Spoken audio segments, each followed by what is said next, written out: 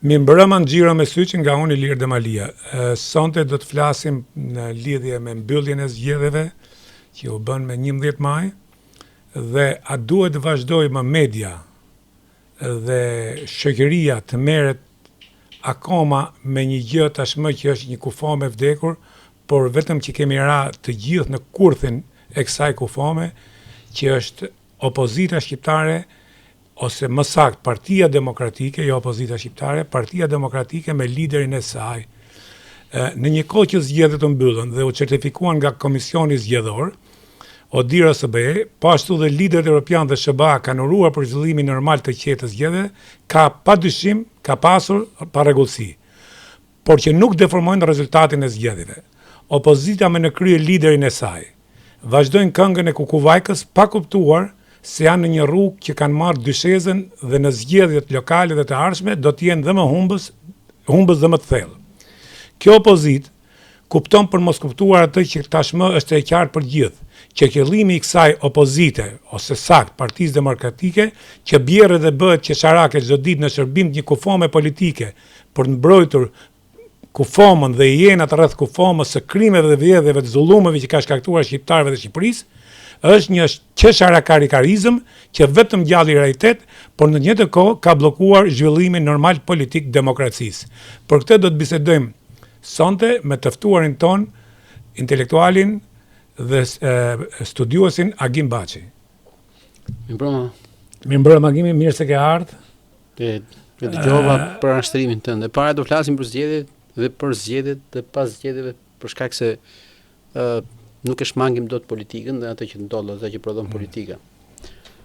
Do flasim për që se mund ndërhy, kisha fjalën, a ja vlen të harxojmë më energji si media, si shoqëri me këtë grupim që quhet opozitë ose Partia Demokratike, që bjerët gjithnjë dhe nuk ka alternativë, nuk ka asnjë gjë të re, por e dim gjithë që e gjitha funksionon në mbrojtje të liderit saj dhe të atyre që rrinë rreth liderit, sepse ato nuk mund të kuptojnë veten pa liderin e tyre. Ne mund të heshtim për Partinë Demokratike vetëm në momentin që një forcë tjetër politike i merr 500.000 votuesit. Për sa kohë Berisha ka 500.000 votues, automatikisht është pjesë e debatit, domethënë. Pastaj, nëse këta votues bin dakord që me Berishën të rinë kaq apo të zvoglohen dhe të pranojnë fatin që nuk mund të zballohen më, kjo është pjesë e dinjitetit të tyre politik dhe identitetit të tyre politik. Pra, ne do të diskutojmë patjetër sepse çështja e opozitës nuk është thjesht çështja e Partisë Demokratike. Ne po flasim për Partinë Demokratike jo thjesht për fatin e Sali Berishës apo Gazbarit apo Flamur Nokës. Ne po flasim për shkakun se në një demokraci, domethënë opozita është alternativa dhe ajo që duhet të jetë shqetësuese për ne është për shembull që unë që se dëgjova deri në fund në vendin, unë thash pikërisht këtë thash, që ka bllokuar funksionimin e demokracisë. Po për të shkuar këtu kjo pika. E para ti mund mos flasësh më për PD-n, për shembull, nëse thash një forcë politike i merr votuesit. Deri tani s'ka ndodhur. Ja. E dyta, ne duam dim, domethënë sepse pak a shumë ky koncepti që me gjetar miq kur kritikohet, është ndoshta pjesa më e gabuar e injektuar shpesh herë nga leadershipi nga zoti Berisha. Të kritikosh opozitën nuk do të thotë që je me qeverinë, të kritikosh opozitën do të thotë që je i shqetësuar që opozita nuk është kthyer në instrument të shoqërisë, për të përmirësuar qeverisin, sepse opozita ka detyrë të kthehet në instrument të shoqërisë për të përmirësuar qeverisin dhe për ta zëvendësuar atë në një moment të dytë. Demokracia është koncepti se si vjen dhe ikën nga zgjedhjet, si le qeverinë, jo vetëm si vjen në qeveri. Dhe si e tillë opozita luan një rol të jashtëzakonshëm dhe pa një opozitë ne kemi parë se sa arrogante bëhet qeveria kur opozita është e dobët. Kemi parë këtu domethënë një kryeminist që shpërfillon vendin dhe imagjino tani që mund të ketë 84 vota dhe sa shpërfillës mund të jetë ndaj opozitës. Pra në këtë thelb ne duhet ta kuptojmë shumica që nuk kemi këtu me idenë që po kritikojmë Sali Berishën si individ, domethënë apo po kritikojmë filozofinë e tij politike që me këtë lloj logjike tregoi që e para tha që do vi do zëvendësoj sepse unë fitoj zgjedhjet dhe mori më pak vota se Basha. E zvogloi. Tha unë do bëj bashkë opozitën, nuk e bëri. Tha unë jam ai që mund Ramën, nuk e bëri. Tha ai që domethënë vendosi me shumë spektakël Nenin Basha, që tashmë thot nuk e zbatoi sepse nuk kanë qenë zgjedhje, kanë qenë fars, ndërkohë që kjo do të ishte parashikuar shumë kohë më parë për shkak se nuk do të hynte zgjedhje. Nuk e shkera parë. Jo. Domethënë e ka humbur këtë shans opozita shqiptare që në 2019 kur dogji mandatet. Jo, me logjikën e Berisës, përderisa thotun e di që do të më vjedhin, ti hynë duke e ditë që do të vjedhin. Shiko, është justifikon vjedhjen. Është dënuar sepse zoti Rama tregoi që nuk e ka problem fare të bëjë zgjedhje pa opozitën. Kështu ky do ishte dëshkimi më i madh. Dhe këtu jemi për shkak se opozita bëri gafën, domethënë e saj, që la vendet në parlament, la njëkohësisht dhe pushtetin lokal. Po të shikonin për shembull me kujdes. Në disa vende, domethënë ku Partia Demokratike ka pushtet si në Kavaj, si në domethënë Mirdit apo në qytete kështu ku ka në fusharës në Puk, fitoi zgjedhje, pra tregon që njerëzit janë lidhur në mënyrë pragmatike dhe ti nuk mund t'i braktisësh ata pastaj ti kërkosh mbështetje. Ti nuk i mbështet dhe pastaj kërkon mbështetje. Dhe unë mendoj që Gimi, nëse mund ndërhyj pak. Domethënë, jam dakord me këtë që thotë, po nuk jam dakord sepse kjo Parti Demokratike asnjëherë realisht nuk ka fituar zgjedhjet vetë si forcë politike. Por ka bërë ka përcjell me Ilberi, duke u lidhur me Ilir Metën, herë me këtë, herë me atë, dhe pra kjo parti ka ardhur. Majta është shumë e fortë në Shqipëri, me rrënjë shumë të forta në Shqipëri dhe ti për të mundur të majtën ndonjë filozofi të jashtëzakonshme, jo ti mitosh të majtën. Po ndërhyj prap, mendon Gimi se kemi të majtë dhe djathtë realisht në Shqipëri? Jo, fatkeqësisht djatha u zhduk, domethënë, po të kemi, shiko. Jo, edhe historikisht flas. Ndoshta një njohës, domethënë Berisha, duam ne është një njohës shumë i mirë i filozofisë shqiptare. Po. Dhe për të shmangur një lloj pasqyrimi të tij, domethënë që nuk ishte shumë i djathtë, por përdori politika sociale të majta, ti je dëshmitar bashkë me mua se si u zhduk legaliteti, balli, partia djathtë, domethënë Kalakula, Baleta. Po as ato nuk kanë qenë djathtë me filtr. Po të paktën kishin një lloj historia e Shqipërisë, se ju jeni studiues me gjithë respektin, nuk kemi pas në realisht forcë të djathtë politike, duke pas parasysh se si është krijuar djathta në botë. Tash i përtonë djathtë duke Balli ka qenë, domethënë Balli ka qenë socialdemokrat. Pra, socialdemokrat. Legaliteti nuk ka qenë i djathtë, legaliteti edhe zogu ka pas reformat, njësoj reformën e tokës. E ka pas njësoj vetëm që me aplikim më të ngadalë. Po nuk e përcaktonte ai të paktën, shiko, zakonisht se ne na tarrojmë nacionalizmin me të djathtën, po kemi edhe nacional komunist, kemi edhe nacional nazist. Po ta nazist, Hitleri nacional ka qenë. Ta ndajnë në thelb, domethënë, edhe fashizmi, edhe nazizmi, edhe socializmi, edhe gjithë politikat që projektojnë dhe programojnë se sa do jetë ekonomia janë të majtë. Faleminderit. Djathta ka në thelb liberalizmin, ka filozofinë të qenurit në lirë dhe duam ne kur kthejmë kokën brava, koncepti i reformave për lirinë e sipërmarrjes ka ekzistuar në kohën e Zogut. Por po të kemi parasysh që ne vinim që ti alfabetin e ke ndërtuar në 1908. Librat e parë shqip i ke botu vonë. Dhe nuk mund pretendosh ti që pa libra, pa histori, pa gjëra të shkruara çeke, pas ke një lloj filozofie, pa një zhvillim bujqësor minimal. Ne duhet të jemi feudalizëm të ndërtosh ti të djathtën. Ne duhet të jemi mirënjohës atyre burrave që lanë gjithçka në 1908, domethënë që nga 1878, që nga lidhjen e prezentit. Po dakord. 1908, 1912, 1920 janë burra të fortë dhe që lanë gjithçka, privilegjet e veta dhe erdhën e bën këtë vend. Që Shqipëria, që ta bëjmë pak se Shqipëria ka pas atë që quajmë ne flasim gjithë ditën sot elitat intelektuale, unë mendoj që ka pas elita Shqipëria, elita me përgjegjësi dhe i kanë vu zemrën, shpirtin, pasurinë të Shqipërisë, ka pas në 1878 lëvizja e pavarësisë dhe pastaj një pjesë në vitet 35-40 dhe pastaj unë mendoj që nuk kemi pas punë elitash ndërgjegjësuese. Kemi pasur një elitë që donte Shqipërinë, por nuk është se është një elitë e qartë për shkak të raportet politike. Po kemi parasysh që lufta e parë dhe lufta e dytë botërore na kapin në një moment ku vetë paqartësia politike dhe ekonomike e Europës e botës ishte në një pikpyetje shumë të madhe, dhe kështu që nuk mund të ishte Shqipëria më e zgjuar se këto raporte. Dhe kështu që në raport me logjikën politike të majtë djathtë, më thënë prevaloi koncepti i nacionalizmit për vendin.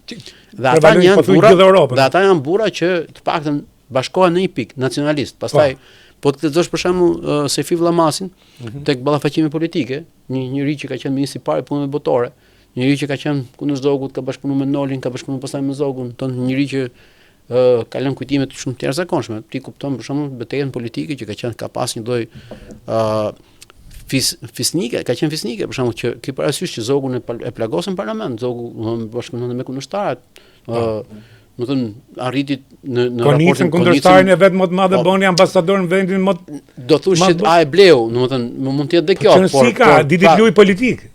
E kam fjalën që pati një lloj raporti politik që ishte politik ku Shqipëria kishte një lloj barazie edhe me pasaportën dhe me lëvizjet. Tani ç'a ndodh? Edhe leku. Po të vim këtu në këtë lloj pike. Ajo që pastaj ne u dërmuam, u shkatruam, u rrëzuam, ishte 45-90. Dhe një gjë, thon të lashtët, nuk themi ne. Një gjë që shkatërrohet për 50 vjet nuk mund ndërtohet për 20 vjet, as për 30. Thon latinët një smune sa vjet do të hyj ai do të dalë. Dhe ja, po edhe profetike, domethënë kur i thanë Musait kur u kthye që po adhuronin Viçin. Dhe i thanë që o Zot sa do zgjasë kjo, derisa të vdesi i fundit që adhuron këtë gjë. Pra, domethënë, nëse ne kemi një politik dhe nuk është ky problemi që deri në 90-ën. Çështja është që pas 90-s, ti dhe unë të paktën që e ke njohur shumë mirë. Nuk është se ka përcyer Berin në intelektualët e vitit 90 dhe ndryshuan, e kuptuan çfarë është demokracia. Se demokracia nuk është çështje ligji, është çështje kuptueshmërie. E kupton apo jo? Për shembull, pse kemi problem këtë që thua me të djathtën me konceptin e PD-s? Se ata thonë ne jemi të djathtë, po shikosh politikat janë komplet sociale, janë të majta. Sepse ne trashëguam një kulturë të tillë nga komunizmi që nuk i ndam gjëra dhe nuk ka një politikë dhe nuk është vështirë ti mund të thuash jam i djathtë, po e djatha nuk bëhet në këtë lloj forme se ke qef ti me shumë po shikosh ti. Po jam i djathtë. Thuaj jam i djathtë, bëhesh i djathtë. Domethënë mësinë kokël. Nuk të bën kjo, jo, mësinë isha e qartë që ishte socialdemokrate. Po jo, te kanë botë të djathtë, më kam dëgjuar në televizor njerëz që marrin si analista. Jo, ka një gjë, për shembull, ajo që kam vërtetuar, unë që kam parë pak të meqense jam marrë me të shkuara nga këta. Ato që kanë hyrë të majt kanë dalë edhe më të majt. Po. Nuk të bën burgu të djathtë. Absolutisht. Nuk të bën. As persekutimi nuk të bën. Nuk të bën të djathtë. Kjo nuk do të thotë që nëse je i majt nuk je i ndershëm. Do ndajmë dhe një jogimi, nuk është turp me qenë majt, nuk është krim me qenë majt. Ja, problemi është besosh që komunizmi dhe barazia, jo, flas për majtën social-demokrate europiane apo. Ajo është jashtëzakonshme shumë, por për shembull, në fundit vendet bën pa probleme, ato janë sot. E majta sot europiane nuk është marksiste. Jo, pra për këtë kisha fjalën. Në këtë lloj të kemi nevojë. Edhe Mësini Kokalari ose ato të majt ato social-demokratë që kishim në atë kohë me mitat frash, social-demokrat kanë qenë. Nuk kishin marksizmin, nuk besojnë ato bile luftuan kundër. Ilir, ata, domethënë ne kemi hallin që në Shqipëri një pjesë e madhe të majtëve adhurojnë Berhoxhën akoma, pra, edhe kur janë. Nuk besoj që është një pjesë e madhe. Jo, një pjesë. Nuk besoj se është. Në 2016-ën, pavarësisht pikpyetjeve që kishte një pyetësor i OSB-ja Odirit, se sa është, domethënë, perceptimi publik për diktaturën, doli mbi 60%, pavarësisht unë kam shumë pikpyetje shumë të mëdha se si është ndërtuar ai sondazh. Po prapë, një shifër shumë e madhe, 60%, tregon që ne kemi dështuar për të treguar shoqërisë të keqen në atij sistemi. Kemi dështuar për të treguar thelbin e kriminalitetit. Kemi dështuar për të thënë atë që thoshte Milan Kundera me një fjali, që thotë kush mendon se në diktaturë i bën krimet kriminale gabon thotë. I nisën idealistët, në emër të idealeve vrasin, fund fare thotë, e shikojnë që s'ka ideale, ka vetëm vrasës. Dhe ne duhet ta kishim kuptuar këtë gjë, dhe se kemi thënë këtë gjë, dhe nuk e kemi trajtuar këtë gjë. Gjimi hape një temë që është shumë interesante dhe unë kam qejf ta trajtoj këtë. Domethënë, por ta mbyllim këtë me Partinë Demokratike, çdo të ndodhi me opozitën, se ti hape një temë që do të vim prapë aty, që pse ne nuk e kemi bërë dekomunizimin. Ta kthejmë pra këtë, pse jemi sot ke Partinë Demokratike për shkak. Shikoj. Unë sot u trishtova me thënë drejtën. Çfarë do të ndodh me zhvillimin normal ose me rotacionin e pushtetit për të ardhmen, se kështu si ka nis kjo punë. Pa një reformim të thellë, domethënë pa u kthy moralisht shumicë opozita, nuk kthehet dot shumicë qeverisë. Fillimisht duhet të kthehet shumicë morale. Dhe Partia Demokratike ka pikërisht të problem, duhet të kthehet në një shumicë morale. Pra, njerëzit ta shikojnë si instrument që mund të përmirësojnë qeverisin. Vetë Brum që ka sot mendon ti se mund të kthehet si një fuqi morale. Shikoj, po i ka humbur shanset, domethënë vetë Berisha, domethënë duke qenë përcaktuar. Jo vetëm Berisha, dhe ato që janë rreth. Themi Berisha, themi për berishizmin. Pra nuk është thjesht Berisha, është berishizmi. Kur themi Berisha, themi partia, kur themi partia, themi Berisha. Po e vërtetoj pra, sepse si ka mundësi u kthye, domethënë pas 8 vjetësh dhe e mori partinë, pra do të thotë që aty kishte shumë njerëz që mendonin ashtu dhe bën Nenin Basha dhe humb zgjedhje dhe thotë jo. Jo, dhe nën kupton këtë gjë që gjatë asaj kohe ato e kishin mbështet Bashën duke menduar se mas ti është Berisha, së ndyshe s'do e kishin mbështetur. Absolutisht. ikja e partisë kaq kollaj, brenda 2-3 muajve, nga Bashat e Berishës tregon që partia kishte qenë e Berishës nuk kishte qenë e Bashës. Në këtë sens, domethënë, ne duhet të kuptojmë që këtu kemi të bëjmë me një nevojë të jashtëzakonshme për një rifreskim dhe duhet të kuptojnë ata njerëz atje që kur flasim për Berishën, flasim për opozitën, flasim për Shqipërinë. Një opozitë e dobët është një Shqipëri e dobët. Një opozitë e dobët nuk kupton një qeveri arrogante. Ky është problemi sot. Por ata vazhdojnë të mendojnë që, domethënë, shikoj, janë të njëjtët njerëz që në 2021 thoshin që duhet iki Basha sa i ndihmon Ramën, tani thonë mos iki Berisha se kështu ndihmojmë Ramën. Pra, domethënë është është për çështje për çajt. Prandaj ta mbyll aty është bërë çesharake kjo punë. Është për çështje për çajt. Dhe sot po tamam çesharake. Avokati Berishës ka bërë deklaratë llahtarshme. Kush? Avokati i Zotit Berisha. Po, e pash. Po, ajo ishte llahtarshme, jo vetëm me dhunë, më thënë. E para nuk kupton që midis atyre njerëzve që i dhanë mundësinë Berishës të merrte partinë, pra Gazbari dhe disa të tjerëve që u bashkuan, tregon që ka pasin pazar dhe sot po e kërcënojnë Berishën me atë pazar që nëse ti zgjedh do ikësh do na lësh në partinë. Dhe jam i sigurt që po ata s'kan kuptuar gjë. Do kërcas unë aty. Ata s'kan kuptuar gjë. Do kërcas unë më e men. Ata s'kan kuptuar gjë që nuk ka asnjë ende domethënë që ta fusin lojë Berishën. Berisha i fut në gjithë në lojë. Bjerë dorën kimi. Dorën. Berisha i fut të gjithë lojë. Dhe nëse Gazbari dhe me këto të tjerë do jam i bindur e kanë ngrënë këtë gjë, domethënë, nuk kanë kuptuar momentin politik që Berisha krijon në realitet dhe mbi atë realitet krijon pastaj një bindje. Dhe nëse e ka bërë. Është faj Berishës ose faj këtyre tash? Prit se tash nuk më. Faj Berishës është Berisha, dëgjoj. Berisha bë lojën e vet, ai në rregull është, po lojën e vet është në rregull. Jo, s'bi dakord me këtë. Jo, s'bi dakord me këtë. Është faj këtyre që nënshtrohen dhe e din shumë mirë, po nënshtrohen sepse mendon për karrikën e deputetit dhe kanë marrë karrike pikërisht nga kjo lloj. Kemi diskutuar bashkë që nuk ka qëllime mira me mjetet këqija. Pra nuk mund të ketë Gazbari qëllim të mirë nëse ka pas të mjet, domethënë me zbut dikë për të menduar për vetë në vet.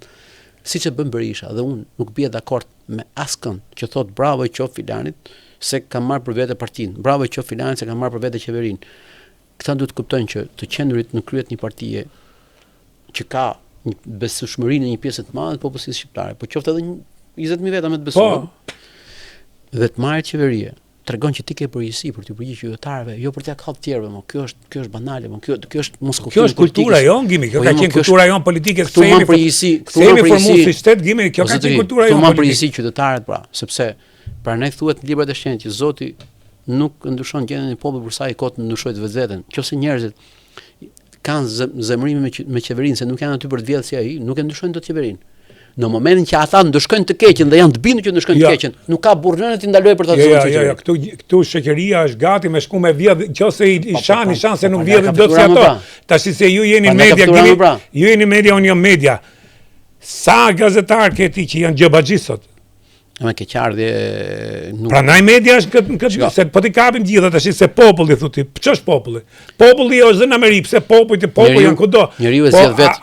Ne dim që ajo i dashur Gim që ne nuk kemi kriju dot elita ndërgjegjësuese, sepse ne si popull jemi konformist me të keqen për të përfituar për vete. Kjo është historia e ta themi cop. Dhe pra ne vim këtë gjendje.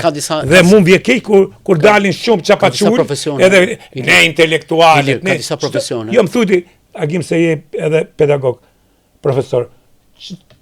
Fjala intelektual, çdo të thotë, unë e di, po sqaroje ti për. Shiko, fjala intelektual. Ne dalim kanë marrë një shkollë thon intelektual. Këtu është fjala intelektual si kthy si fjala moral, domethënë intelektual.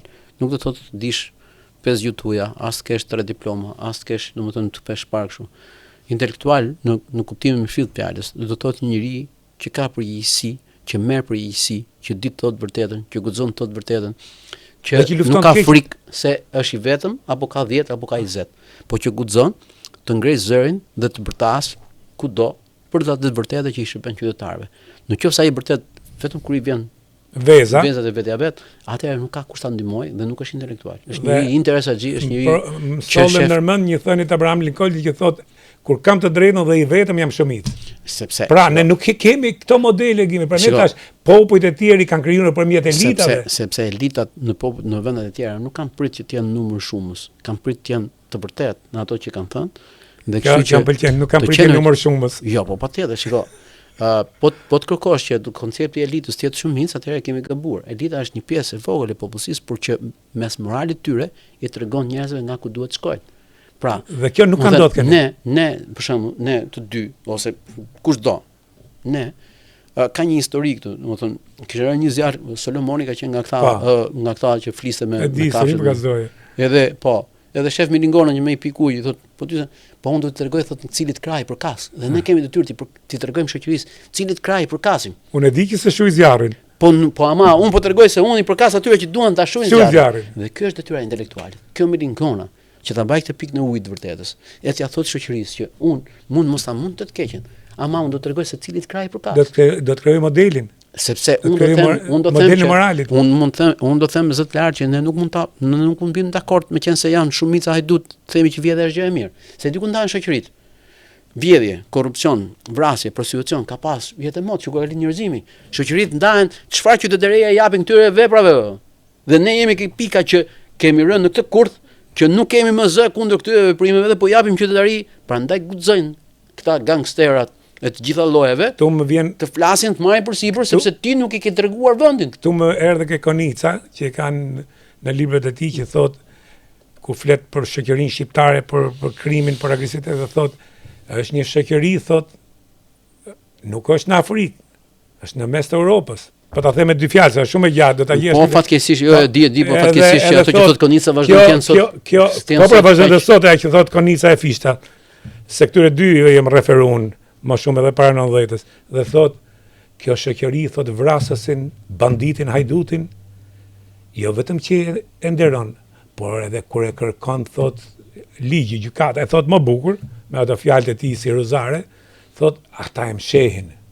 Shiko, di kur ndodh një keqe, di kur ajo që shoqërisë. Edhe sot ne jemi në këto kushte, ne nderojmë cubat, ne nderojmë banditët, fortët, ata që fërkojnë rrotat e makinave, ata që rrinë me çantat me lekë kontrabandës. Di ku fillon shoqëria të, domethënë, ta ketë probleme vetën. Jo në momentin që bën mëkat, jo në momentin që bën gabim, jo në momentin që, domethënë, sillet në mënyrë pa drejtë. Po kur krenohet me këtë. Pra, derisa mëkaton je njerëzor, burton fshihesh, edhe kjo ka ndodhur, jetë mot. Pra, ai që vite, ai që gabiste, ai që bëdi gjë të keqe, ikte me vrapë fshihej dhe nuk është se kishte autoritet. Problemi është se sot në shoqëri këto krenohen dhe janë krenar. Jo, më i kemi bë modele më. Po pra, i kemi bë modele dhe në media më rgim. Ky është problemi. A e kupton çfarë po ndodh media shqiptare tash se i njëri i medias? Ky është problemi. A e kupton çfarë shfaqjes, çfarë banalitetesh janë fut në ekranet kombëtare të televizioneve. Është pak më e gjerë kjo. Nuk mund të kërkosh që të piqet vetëm një pjesë e shoqërisë. Për shembull, siç kërkojnë këto që ta bëjë gjithçka vetëm spaku. Nuk mund ta bëj vetëm media. Duhet gjithë shoqëria të reagojë, secili aty ke punë të veta. Aman këta janë ato që ndikojnë më shumë gjimi. Shiko, niveli përgjegjësive pse ndahet. Për shembull, do të thotë që nëse ne nuk kemi rregulla, nëse gazetarët vetë për shembull nuk janë mbledhur me bë urdhën e gazetarit që të nxjerrin jashtë ata që fyen profesionin, sepse nuk kanë më fuqi, sepse pronarët varen vetëm nga fondet që jep qeveria apo nga biznesi që qeveria i jep leje të bëjnë reklama, atëherë ti i ke delegitimuar këta njerëz, unë nuk është se të bie dakord që gazetarët të jenë gjobëndës, do ta kundërshtoj me forcë gjë sa të kem zë, domethënë në këtë lloj raporti publik. Gjimi, janë shumë gazetarë, më fal që po të them, janë shumë gazetarë që i di dhe unë, po desha unë t'i përmend me emra, i kam përmend, nuk kam problem, që i kanë shtëpiat në Rolling Hills.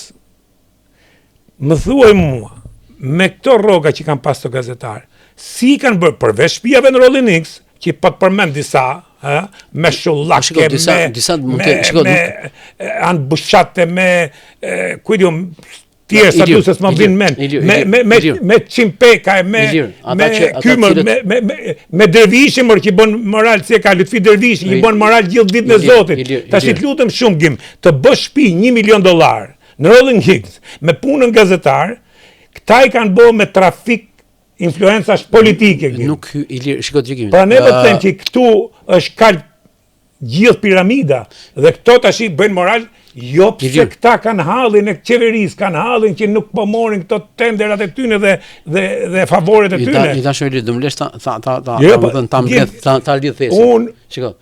Unë kam qef gjona thuën hapët sepse ti jenë media kaq kohë dhe ne masturbojmë njëri tjetrin media. Gjimo, unë kam respekt për ty, edhe ti thon kam respekt për ty. Ti e di që ne jemi miq. Ore nuk jam mik me ty, kam ardhur me bë debat. Mik, hajde dalim pim kafe jashtë. Ilir, më lejo të themi gjë. Më falë, se kisha jo Ilir, më lejo të themi gjë.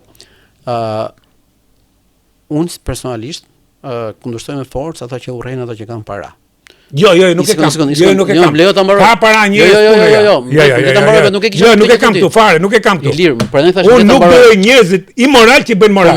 Po më ndërpreve nuk do të kuptosh ti gjë. Dakor. Shikoj. Pra, në thelb, domethënë kur marrim emra do doja për shembull që ata që përmend do doja të ishin trashëgimtar të pasurive që ja ka fal Zoti, domethënë mundsinë atyre.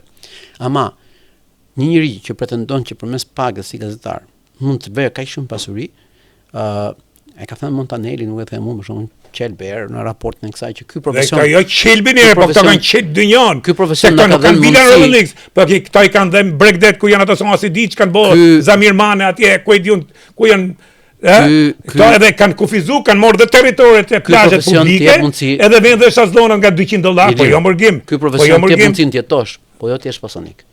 Bra me rrogën si gazetar. Dhe ky profesion është mision. Ky profesion është mision. Vetëm po e kuptove kështu mund të bësh diçka. Po. Ky profesion është mision, kurse këta kanë hyrë me xhvat nëpërmjet trafikut politik. Aty ku gazetarët bëhen miliarder ka diçka që nuk shkon. Qelber pra e ka thonë Montanelli, kurse këtu kanë qelë dynjon. Kanë qelë më dinë gjithë mërkim, por nuk i thonë. Kjo mund vje keq se gjithë i dinë, gjithë ne i folim me njëri tjetrin kur pim kafe, kur vim pas ne për studio televizive rrim të mret njëri tjetrin. Po jo më dikush se ju e thatë shumë bukur, nuk duhet të jesh, po pritë me u bë shumicë, nuk bëhesh kurrë. Pra ti duhet bësh detyrën tënde të mizës. Unë di që zot në rregjo, ti e di se kjo bisedë nuk do të rrem dot situatën. Po të paktën një model e jep. Një njeri e bë që të dëgjojë dhe të reflektojë. Ilir, normalisht ne duhet të tregojmë më falë se në eta tonë se kështu kom temperament se po tas me ty. Jo. Se ti e di nuk je nga ato milionerët e medias. Mua m'pëlqen biseda me ton, domethënë do të themi të vërtetë. Dhe njeriu kur thon të vërtetën nuk i prish punë zëri. Mund më shqetësoj një njeri që gënjen me zëtulë dhe nuk më shqetëson asnjë njeri që thotë vërtetën me zë të lartë. Në këtë pikë unë jam dakord, domethënë që ti themi që titull kjo. Mua më vlen shumë, domethënë ideja që shoqëria, një të paktën që jemi njerëz të fjalës, duhet që mos ta helmojmë paktën fjalën, sepse duhet dishi gjë që çdo mendim helmohet kur helmohet gjua. Dhe nëse ne lejojmë që të helmohet gjua, domethënë kemi helmuar mendimet dhe mbajmë përgjegjësi dhe kemi, domethënë paktën ti je një pres një dekadë më shumë se mua, po ne mendoj që kemi përgjegjësinë e madhe tu themi fëmijëve të vërtetën, sepse nëse nuk e themi të vërtetën, i gënjejmë për çkumën, i gënjejmë për tardhën, i gënjejmë për miqt, i gënjejmë për armiqt, i gënjejmë për mundësitë, i gënjejmë për mundësitë, pastaj themi bëhen të mirë për këtë vend. Ne mërkujt. Nëse ne nuk kemi të vërtetë me ta, domethënë nëse ne japim modele vetëm negative, nëse ata mendojnë që me çdo kush duhet bëhesh i pasur, nëse ata mendojnë që vetëm duke rrëmbyer tjetrit atë që ai ka, domethënë mund bëhet i pasur. Atëherë ne kemi gabuar dhe kemi shkatruar gjithçka, domethënë vetëm sotme, po edhe të nesmen. Erdhe ke raporti me të vërtetën. Raporti po vi ke raporti me opozitën prapë që hapëm një çështje pse kemi problem dhe do ta themi me zë të lartë. Kushdo ose në rastin më të mirë është naiv, ose në rastin më të keq është dasha keq, që habitet pse kritikohet opozita. Shiko, un kam kritika të mëdha të jashtëzakonshme për zotin Rama. Kam kritika, më thënë, sepse ai tallet me demokracinë se është një person që ka shembur dy nga shinat më të rëndësishme që mbajt demokracia, llogaridhënia dhe mbajtja përgjegjësi. Dhe në 12 vite unë se kam dëgjuar kryeministin që të mbajë përgjegjësi dhe të jap llogari. Nuk jep llogari dhe nuk marr përgjegjësi dhe nuk shkon as në parlament, sepse një qeveri matet ore. A jetojnë më mirë qytetarët e këtij vendi? Ku shkojnë paratë e shqiptarëve? A japim llogari në prokurori, a japim llogari në kuvend, a jemi transparent, a i përgjigjemi gazetarëve, mediave, publikut. Po ti marrim këto pika, rezulton që zoti Rama, se nuk i kam shpikun këto si madhe demokracia, është një shkollë tërë politike. Po mirë, po ka edhe një sjellje. Unë mendoj që ke të drejtë, por anën tjetër nuk ke të drejtë, se për shembull me një opozitë destruktive të tillë, që nuk ka asnjë alternativë, që nuk di. Jo, kem dakord, Përgjegjësinë. Me një media ku ai me të drejtë i ka thonë Kazan. Dhe një pjesë e madhe e medias është Kazan, tash për ato që përgjegjësi që është Kazan. Po, gjithë marrin përgjegjësi. Po problemi është që këto që bëjnë moral gjithë ditën dhe i kanë shërbyer këtij Kazani me trafiqe politike. Kazani nuk ka thënë se i ka ardhur keq për lajme dorë. Kazani ka thënë që ta dekonstruktojmë. Një e dyta. Dekonstruktojmë. Tjetra, tash drejtësia deri sot ty ky spak ka filluar me do një minimum një hap, edhe ky spak po vepron domethënë 500.000 qytetar që kanë zgjedhur 50 deputet opozitës, 50 deputet PD-s, përveç tjerë. Janë qytetarë shqiptar. Kryeministri nuk zgjedh njerëz që zgjedhin opozitën, as nuk zgjedh opozitën. As nuk zgjedh qytetarë shqiptar. Unë them, që kryeministri ka detyrë dhe ka përgjegjësi të jap llogari Po më transparenca është ka konceptin e shpirtit publik. Nuk ka shpirt publik as qeveria, as opozita. Nuk japin llogari dhe mendojnë që politika është një gjë që i takon vetëm atyre dhe kur vin ku ta japë shpirtin publik kur ato publiket që janë media shoqëria civile janë të blerë edhe të vinë me kërku tenderin edhe thonë hiq këtën dhe atë më jep lejen e ndërtimit tu si domethënë ato vetë kanë të drejtën me usill si njëri. Ti bën zgjedhje dhe mungon dialogu. A mendon që opozita është e dobët? Shko marr mund atje në televizion. A mendon që ti je më i fortë dhe më i fuqishëm në njerëzit dum ty se shiko ta themi hapur, nuk ka vend botës që qeveria ka përmirësuar një qeveri. Qeveria e gjatë. Absolutisht. Vetëm korrupton. Ja. Edhe nuk mund të jetë Edi Rama rasti i parë, do të thonë se do ishte një çudi të vinë gjithë shkollat politike ta studiojnë si që ka përmirësuar zoti Rama. E para, nëse ne dalim të bëjmë një sondazh që një pjesë e konsiderueshme e shqiptarëve e shikojnë tarmën e tyre jashtë Shqipërisë dhe duan të ikin, atëherë gjithçka që thot qeveria bie, si thaj, pse s'ra kambana ka 100 arsye, më thuj një, s'ka kamban, le tjera, s'nduhen tjerat, Pra, nëse ne vazhdojmë të kemi idenë që këtu ka pasiguri dhe duhet të ikë jashtë shtetit, qeveria nuk mund të krenohet mua që ka bërë gjithçka. Bota ka kriju këtë sistem demokratik ose dhe jam dakord me vetë natyrën njerëzore, edhe ti dhe unë, kur ti ke fushë të hapur, që ke një opozit që nuk ngjas shpresë, ajo që thatë ju, një opozit që nuk vjen pushtet në këtë mënyrë. E përcaktoi Rama si ishte, e përcaktoi Rama si duhet lunte, e përcaktoi Rama se kush ishte Berisha. Nuk mendoj që më përcakton ti mos u luaj. Po e la pra, i ra viktimë kësaj. Po në gjë ku lojë është kjo, ai ka bërë lojën e vet, tash ti. Shiko, dakor më. Pse? Marrim rastin e Korçës. Morin telefon Vrenozin, pastaj shkoi Berisha të pikave me Vrenozin. Pra këto janë ato kurthet që ra opozita tre pas herë në fushat. Po nuk është faj se në lojë gjitha bëhen. Ajo, se po e kthejmë kjo sporti, Italia me Argentinën atëherë mori kampionatin botëror me Gentile me 48 faulla, me Maradonën që sot me rregull sa do të hynte burka i Gentile. Problemi është që ti si opozit, ajo që fallon brenda nishës. Çfarë afroi ty se ne po diskutojmë opozitën? Çfarë afroi ty kjo opozit? Pse kjo opozit humbi vota më shumë se 2021? Sepse kjo nuk ka leadership dhe kjo i ka humb shpresa. Jo, ka leadershipin, por leadershipi ka konsideruar të rëndësishëm sepse me keqardhje them të gjë. Kur kam dëgjuar zotin Berisha 4 vite më parë që tha që një parti që s'mbron më mirë shkatërrohet, dhe fakto ajo po ndodh. Ajo po ndodh. Kuptova domethënë pastaj që nuk mund të mbështes një politik që mendon që partia është më e vogël se Berisha. Unë mendoj që PD-ja është më e madhe se Berisha. Gjithë ata që mendojnë që me ikjen e Berishës vdes PD-ja, nuk kanë kuptuar ose nuk duan të kuptojnë. Mendon kimi që kjo parti, le të themi, lart qof Berisha rrof dhe 1000 vjet, vdes Berisha sot ringrehet kjo parti? Ju vetë thatë që aty ai ta tha diet kërcënoi më sot ka qenë artikull këtu. Aty shifet ai brumë është kriju. Thotë Lymalla me mill misri nuk bëhen buke bardh. Nuk bëhet buke bardh më narnoka. As buke zez nuk bëhet më. Pra, këtu jemi para një gjendje shumë të rëndë që Shqipëria sot me këtë mënyrë do të vazhdojë Rama të mori mandatin e 5. Pra, çfarë do të thotë? Këtu nuk e ka fajin, e ka fajin shoqëria, ka Kimi, ka Iliri, e kanë gjithë. Ilir, përgjësia, domethënë merret me radhë. Përgjësi, domethënë mban më shumë ata që kanë dorë për këtë gjë. Dhe leadershipi PD-s ka më shumë dorë. Ta mora që mos përjashtojmë veten që dukemi ne. Jo, ne nuk përjashtojmë, shiko, ne kemi përgjësi me thënë gjërat publikisht, gjërat që nuk shkojnë ke qeveria dhe gjërat që nuk shkojnë ke opozita. Opozita ndoshta nuk do të rikuperohet dhe ne ndoshta po ja kërkojmë gabim të gjë, se nuk do të reformatohet dhe ne po e flasim gabim. Po nuk do, se ai ka një qëllim. Ai ka një qëllim, ka qëllimin, je dakord me mua që ai ka qëllimin të mbrojë krimet e veta, zullumet e veta dhe familjen e vet. Kjo është fare qartë. Nuk ka më dhe me 50 mandate që ka e mbron atë punë. Ka diçka që duhet ta themi. Unë nuk mendoj që për shembull do mblidhet Jenisheri, Kujtim Gjuzi, Vaso Papa dhe në një tjetër nga këta që do bëj reformë në Partinë Demokratike. Se kjo është humor. Unë mendoj që Partia Demokratike duam s'duam ne është më e madhe se Berisha dhe unë besoj që ka ende njerëz që mund ta bëjnë këtë. Le t'ja lëm kohës. Ka dëshiroj. Jam i bindur që ka dhe për shembull siç mendoj që ka patriot brenda Partisë Socialiste që nuk mendojnë si Rama dhe nuk kanë dakord që Rama tadet, dhe ka bërë tadhjen si sistemin e vetëm, domethënë në publik. Ashtu mendoj që edhe Partia Demokratike ka njerëz që e duan këtë vend dhe që do ishin shumë mirë po të largonin ata që nuk mendojnë për Shqipërinë, që nuk e duan Shqipërinë, që nuk duan Partinë Demokratike, që nuk duan qeverisjen, që duan, domethënë, të jenë pjesë sateliti dhe jam i bindur që ka.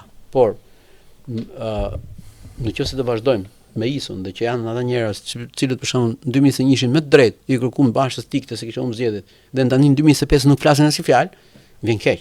E para, e dyta, në qoftë se zoti i parë tha, do e kthejmë prapë ka ajo pika, i ka gënjur mendja që do të hapet me Berishën, është thjesht një, domethënë një njerëz për të ardhur keq se. Mund ta presim vetëm një minutë për publicitet, gjimi se kemi nevojë. Jo, do të them vetëm fjali. Thuaj vazhdo. Gjithë kujt duhet më i thënë. Tradhtinë duan gjithë tradhtarin çdo njeri. Shumë e saktë. Shumë e saktë, sepse janë tradhtar një herë se në radhë parë kanë tradhtuar vetë në vetë. Po. Publicitet, Kantina Duka, një nga verat më të mira në Shqipëri, prodhon, ka dhe restorantin, së shpejti mbarojnë dhe bujtinat, tashmë shitet jo vetëm në Shqipëri, në Ballkan, edhe më gjerë ka shkuar deri në Angli, shpejti pritet shkojnë në Amerikë.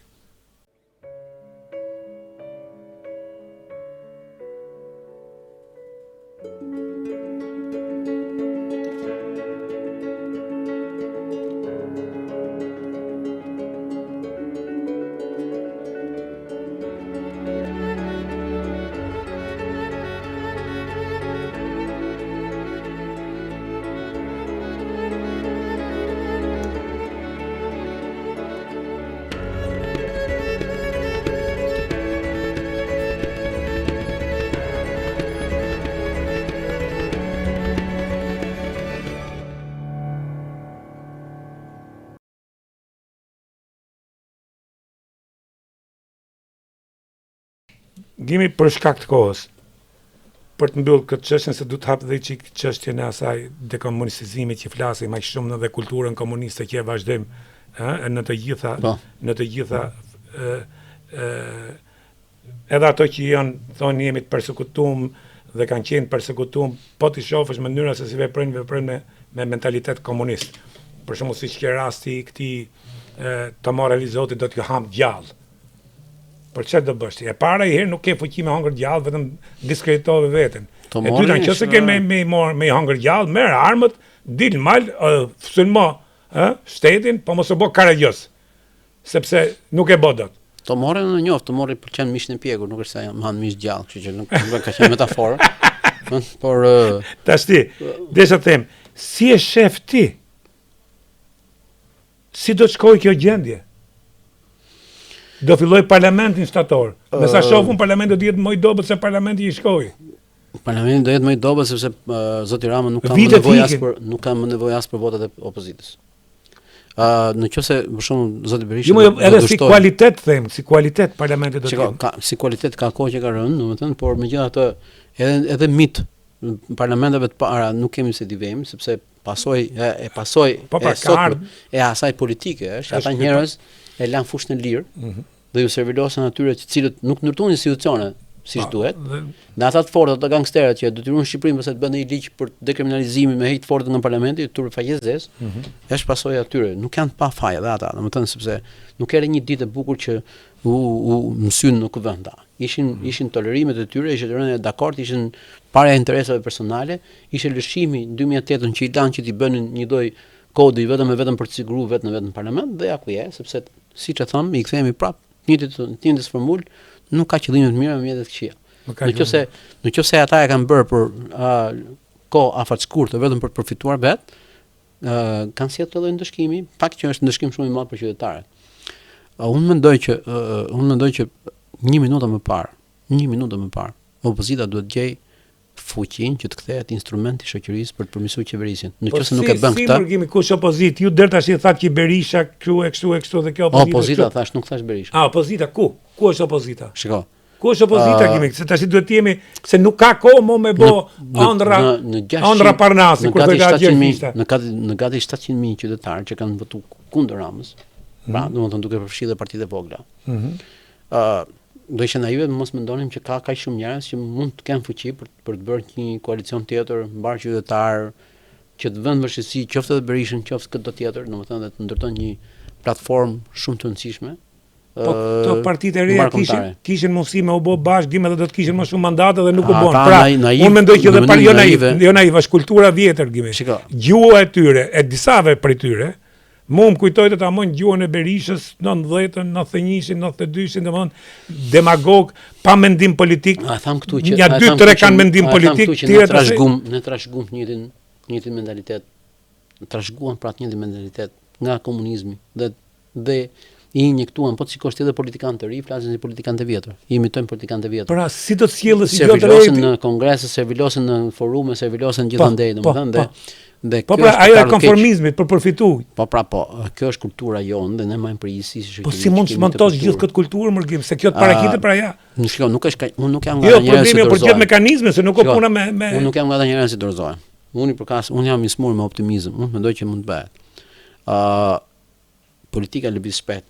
Nëse zoti Berisha ka kurajën, sepse ka bërë demokratëve, e kanë zgjedhur president dhe kryeministër. Po nuk ka kurajë, Gjima i tha, nuk iki vdekja më largo tha. Mirë. Vdekja më largo. Shiko. Ky tjetri doli tha se do të hym drun, do plat, do kërcasi unë e druni. Shiko, e para. A kuptoj ti ku je? E para po ju them të gjë që në politik nuk ka asnjë mandat për misionar. Ata njerëz atje do i thonë që siç isha dakord që në 2021 ti thoshin Bashas po, Rama ti voti zgjedhë, po ti duhet ikësh se kështu është neni. Po nuk ishte Basha Berisha më bu. Një sekond. Se ti e the Berisha ishte. Po kështu do i thonë Berishës. Zotëri. Kush do t'i thotë? Do misionar shko gjej një misionar, domethënë gjej një mision.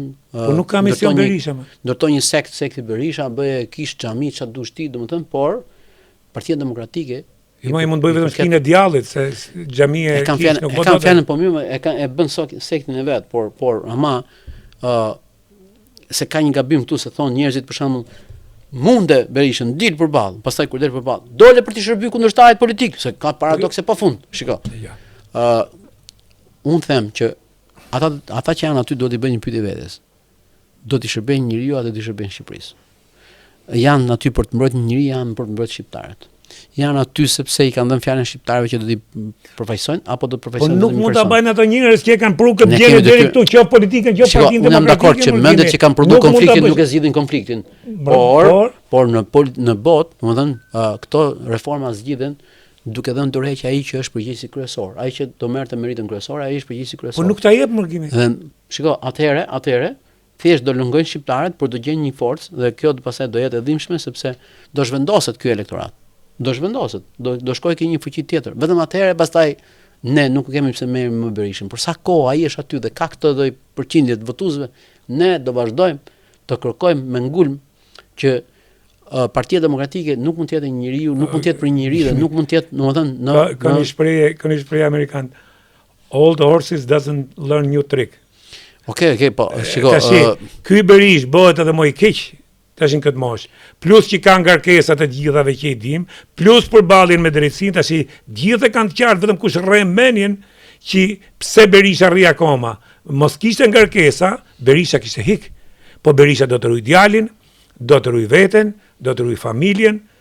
Ai ka të qartë më mirë, ne nuk dim as jo çfarë di ai për veten. Ku ishte djallëzorja këtu dhe e zotit Rama për të mbajtur Berishën? Ishte zgjuarësi që mbajti një kundërshtar që e rundë në politikë? Ore, kjo është si futboll valla, Rama bolojnë vet, problemi është pse nuk e gjet. Kjo Rama është kryeministri shqiptarëve, nuk është kryeministri i Partisë Socialiste. Edhe Berisha kryeministri i shqiptarëve ka qenë. Po, nuk janë as, domethënë ai mund të jetë kryetari i partisë. Dimi, ti të keqen nuk e qit dot duke u përgjigj me të keqe. Problemi është që Rama bolojnë vet. Problemi është që ti psele dhe ky psele sepse ne jemi korruptuar si shoqëri mërgim, jemi konformuar si shoqëri tragim. Dhe mos ta gjejmë tash avem gishin këtu atje. Nuk është korruptuar, domethënë moralisht Berisha, është korruptuar PD-ja. PD-ja pra. Pra, duhet të kërkojë përgjegjësi, por ama fillon në mënyrë individuale i kërkohet atij që ka më shumë përgjegjësi, pastaj fillojnë të vinë. Se kështu është edhe ndëshkimi në këtë botën tjetër, është si mas përgjegjësive mbahet përgjegjësia. Ti ke parti të vogla që nuk japin kryetare tash ti edhe Dashi edhe Gon Ganduka. Që dha një shembull, që hajde llavet se nuk shko më. Po pse e dhan? Sepse nuk kanë frikë, kurse Berishën e ma frykë më ti zotni. Berishën e ma frykë aty, se vetëm atë pushtet ose opozita është pushtet. Dhe si do të qoftë ke disa favore. Në demokraci patjetër që po është pushtet, dhe ai është pushteti më i madh, ai që thotë ju dum, ne ai është. Po që të vin pushtet ai për të përmirësuar dhe si mund dhe këtu fitoi Rama, sepse asnjë shqiptar nuk mendoi që të sjellë prapë Berishën për të ndryshuar gjendjen. Dhe tregun këto. Ai sa mendojnë nuk e bën shumicë. Nuk e bën shumicë, më saktë, po. Kjo. Ai sa mendojnë pra Berisha nuk vjen më në pushtet. Për të kriju një opozitë re do punë, do kohë dhe nuk e di se ku shkon. Me këtë gjeni që jemi, po flasim realitetin. Më ndodhin mrekullit nesër vjen Mojsiu shqiptarë dhe rregullon gjenjen. Problemi është përballë me realitetin, pra ne realiteti është çfarë do ndodhi, çfarë do bëhet. Prandaj thash se ne jemi dekompozuar komplet si shoqëri. Do të marrin përgjegjësinë e madhe, do të marrin përgjegjësinë e madhe ata njerëz që janë aty. Ne do vazhdojmë t'ia kërkojmë pavarësisht se ajo që thu ti mund të jetë e vërtetë, ajo që lexojmë në portazhe e vërtetë, ajo që mund të kemi, domethënë, shumë gjëra për të thënë, por kjo nuk do të thotë që ne të heqim dorë dhe të themi meqense këta njerëz nuk po reagojnë, ne duhet të kërkojmë atë që duhet bëjnë. Për arsye se ata s'duam ne, janë votuar për mbi 500.000 shqiptar me 11 maj dhe raporti i këtyre shqiptarëve që kanë votuar dhe raporti i këtyre që janë votuar, domethënë automatikisht ka nevojë për një analizë. Nuk e BPD-ja, do ta bëjmë në shoqëri, a ndikojmë ne, nuk e di. Domethënë, do vazhdojmë shahemi ne se kështu duke kritikuar këtë që nuk po jep zgjidhje problemit të opozitës shqiptare i Shërbën Ramës. Shiko, në fillim fare më bëte përshtypje kur kritikoja libra, kur kritikoja gjëra, domethënë që pse është ky reagim. Tani e kuptoj që nuk mundesh dot kur thut vërtetën ti je kaq i qetë, domethënë thua që shiko se s'ka pse asnjëri të jetë, domethënë të jetë kundër. Jo, në demokraci, e di pse çfarë është e mira e demokracisë. Ke drejt me ia fut kot. Po. Dakor. Është një nga të mirat e demokracisë. Ke drejt me ia fut kot. Ke drejt me besu ku do qefi ty. Është e mira e demokracisë. Në thelb, ajo që na shqetëson neve është a janë këto fluturime që i shërbejnë sot situatës në Shqipëri dhe a kthehen dot këto në shumicë? Se e di pse është problemi. Ta them kështu, unë kam bindje. Politika nuk është si arti, nuk është Berisha, nuk është Franz Kafka që punë madhe e kupton mas 30 vitesh. Problemi është post kuptuan tani. Ti nuk thënë shumicë, politika është art i përditshëm, i sotëm, i tanishëm, i momentit, do të kuptoj situatën. Nuk ka letërsi më burr. As kulturë valla, nuk ka filozofi. Shiko, Van Gogh se kishte problem preu dhe veshin, çështja është që se do e kuptoshin pikturën e tij më vonë. Kafka se kishte problem se e kupton më vonë. Po politika nuk e ka këtë luksin e artit. Prandaj ne duhet kuptuar tani. Dhe është ndëshkimi i konceptit me vot. Por ta abuzosh me idenë që të më dalë dikush përpara të më mundi kur ti e di që partia jote po i dhe ti urdhët, voton vetëm ty, dhe ti do ta zvokosh. Kjo krizë e rëndë e demokracisë më fal, nëse ke vënë re njerëzit që kundërshtojnë, cilët për shumë nga ata unë i njoh, domethënë janë njerëz normal në përditshmëri, kur vjen puna te politika, aty nuk vjen punë faktet. Ata besojnë. Pra, është si koncept sekti. Ato e kanë besim të brendshëm që ky ka drejtë dhe nuk është se hyn fakteve. Ti jep fakte kot. Ti thua që më numëron mu këtu e këtu. O ku hyn punë fakti aty? Po mirë, po. Ky koncepti i fanatizmit politik ose dashnia valla, ai që ka dashni nuk vjen punë fakte, nuk shef asnjë gjë më. Po mirë, më tash kur dashnëria bëhet i breti Aleb. Po, shiko, jo, ka, domethënë nuk e themi dot se instinkti, se jemi në instinkt këtu, kupton? Nuk i vetë të kufi, domethënë. Më shumë se instinkti, unë them, më shumë se dashuria është interesat e këtyre grupime. Po çfarë interesi se 500.000 nuk ka interese për të, nuk është i maj. Para ditën ne kur diskutuam ti the një gjë. Do ne të gjithë, si çfarë koncepti kemi ne si shoqëri e burr. Për shembull, gjithë ato që kanë votuar për PD, po të ndjeshni, se kemi 12 vjet pa punë. Në cilin vend demokratik votet? Ja, e ka krijuar Shqipëria ideja se deputeti këtu, deputeti sillet si drejtor ndërmarrje, flet për rrugën, flet për punën. Po pikërisht këtë. Po pse kemi krijuar këtë ide? Dhe çka kemi krijuar ne me këtë? Kemi krijuar lëvizjen e administratës që vjen mas çdo fuqie që vjen. Administrata nuk krijohet kollajgim. Dje para 2 ditësh kisha bisedë me Zamir Matin këtu. Dhe di si tha, unë se disha, 5 oficerat më të lartë Marinës ushtarake i ka majtën Veroja deri në 70-ën e burr, që ishin që nga koha e Zogut studion në Itali. Pra profesionisti, pra nuk e bën mirë.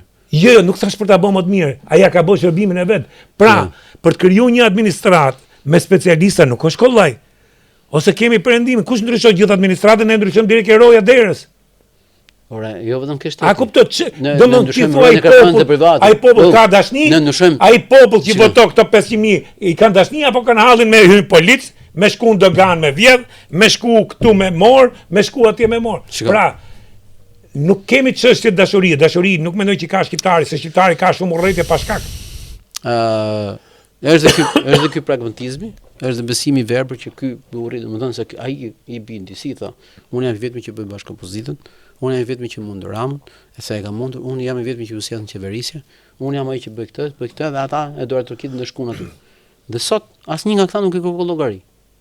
Asnjë nga këta nuk e kërkon llogari. Po, ç'është kjo? Shiko, pati krijuar dhe ide, për shembull, çfarë thoshe para zgjedhjeve, që do bëj një sondazh, unë do fitoj zgjedhjet dhe pas atij do bëj një sondazh ke Partia Demokratike se kush do jetë kryeministri. Dhe unë thash zoti Berisha, kjo që thonë ju thoshte vetëm zhveku që mbena i globit vogël futet i glob më i madh. Nuk mund të jetë Partia Demokratike më e madhe se Shqipëria.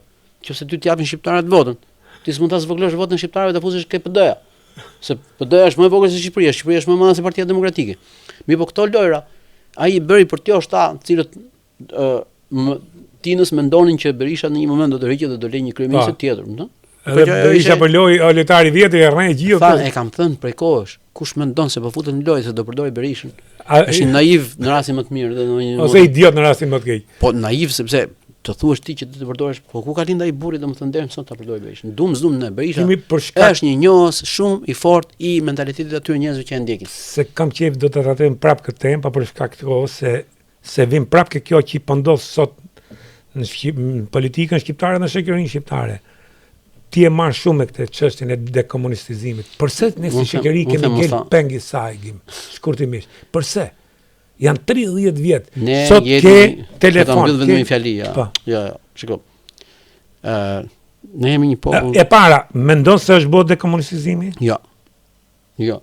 Sepse ata të cilët erdhën pushtet në të dyshin nuk e kishin prioritet. Edhe pse nuk e kishin prioritet gjë? Duhet studiuar kjo gjë, domethënë, thosha se kuptonin në rastin më të mirë ose kishin një marrëveshje në rastin më të keq.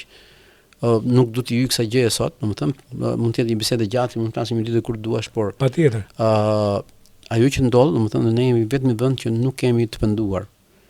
Dhe për pasojat nuk kemi as nga ata që të falin ata që kanë bërë krime. Ne nuk kemi kaluar në një proces lustracioni që e vërteta të thuhet me zë të lartë. Ne nuk kemi studiuar realisht thelbin e të keqes të komunizmit.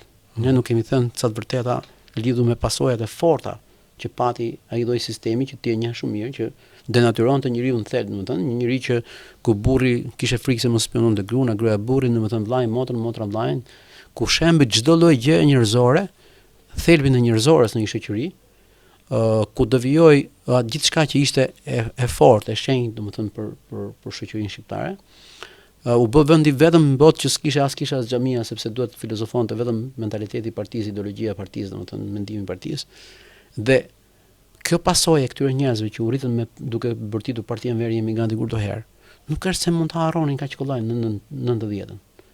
Ata u edukuan në atë shkollë. Ata u bën inxhinier, profesor, kritik, ekonomist, historian në atë lloj shkolle. Dhe është e vështirë shumë të mendosh që këta mund të çosh edhe në Harvard dhe në Yale dhe gjithandej, po këta thelbin e vet e kanë marrë këtu, domethënë dhe unë mendoj që duke mos thënë të vërtetat ne ngjeshëm të keqen e lam mënjan pa ditur që ajo nuk i kërkuar, por me qëllim.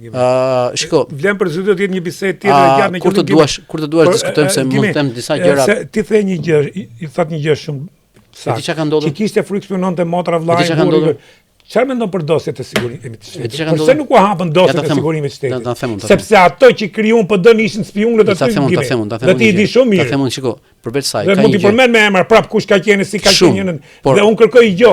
Këto që kanë ngel, nuk kanë ngel shumë sot. Këto që janë politikën shqiptare, pse nuk shkojnë me morat formatin A4, ke autoriteti dosje dhe thonë ma jepi çik. Ilir Demaliek nuk e pas lidhje, ose pas lidhje me sigurinë. Ma le ta mbylli gjë. Tu ka pasi gjë shumë më perverse se sa kjo. Është një promemorje e hartuar nga ish kryeministri atëherë ndatë kohëshëm, Bashkim Mehmet Sheu, i cili hartoi një promemorje për të futur në radhë të sigurimit nga shtresat e përmbysura, nga ish pronarët dhe të përndjekurit, me qëllimin e vetëm që në momentin që dorëzohej pushtetit kishin mundësi të akuzoshin ata. Dhe duke mos thënë të vërtetat, duke mos pas fuqi si shoqëri për të pranuar të vërtetat, duke mos pas fuqi për të pranuar atë që kishte ndodhur, ne jemi në një gënjeshtër të madhe që kemi pasojë edhe politikën dhe çdo gjë tjetër. Faleminderit Gim, dhe ne pikërisht nga kjo sot historinë që kemi jetuar unë dhe ti 90-s, që jemi dëshmitar, kemi qenë pjesëmarrë, kemi qenë Mosotria, asnjë popull nuk ecën nëse s'ka fuqi të thotë vërtetën për veten e vet. Nuk ecën dot. Dhe Gim, ne unë e shoh sytë mi gjithë botimet, gjithë shkrimet që janë bë, se si ne kemi manipuluar dhe falsifikuar historinë që e kemi përjetuar vetë. Kemi qenë prezent. Përgjithsisht çdo 40 vjet brezat tentojnë ta falsifikojnë historinë, sepse duan ta rindërtojnë, sepse historia prodhon mendim. Në shumë vende, po te ne, ato që e kanë bë e kanë rujt, sepse ata rujtën deep state-in. Pra, diktatura u duk sikur ra, po deep state-in e rujtën. Rujtën konceptin e historiografisë, letërsisë, artit, gjitha këto. Dhe njeriu është kulturor në koncept. Nëse ti nuk e shem atë lloj kulture, ti do jesh po ai. Dhe ajo që të trishton Gim, se unë nuk jam që thonë ndalohet kjo. Ore, të bëhet një analizë, gjykohet për letërsinë, gjykohet për filmin, gjykohet për veprat mira, se ka pas dhe një tekstu. Se fi Protopapa, ku eri takoi drejtora Gollin, që gjithë njerëzit tu e njohin ke filmi Tetin Bronz, që therat e dashin, punonte në NASA dhe i tha: "Drejtoro, unë jam vegetarian, nuk kam marrë mishin kur." E di, e isha në jugut. Jo, ta kam Gimi. Pra, ajo që thotë një shoqëri që mbulohet rren mas rrene, dhe sot kemi ardhur një pikë për ta mbyllur çdo kush që nuk di të thotë vërtetën për veten, për të shkumen, do gaboj. Kurse unë desha ta mbyll me këtë, që ku ta kisha një shoqëri që ka ngarku një mal rrenash në historinë e vet, për përfituar nuk ka ballafaqim me realitetin dhe me të vërtetën. Lirë tham gjithmonë nuk ka qëllime të mira me të këqija, nëse ti do me vret, ku do ecësh? Gimi, shumë faleminderit, biseda është shumë e këndshme dhe do të jemi prapë. Kemi thënë një gjë që t'i interesoj dëgjuesve tu, domethënë, por kur të dush dhe çështja e këtyre raporteve me të vërtetën, mendoj që unë kisha besuar vitet më parë që s'kemi nevojë. Pak kemi kaq shumë nevojë se nga e keqta. Gimi, shumë faleminderit.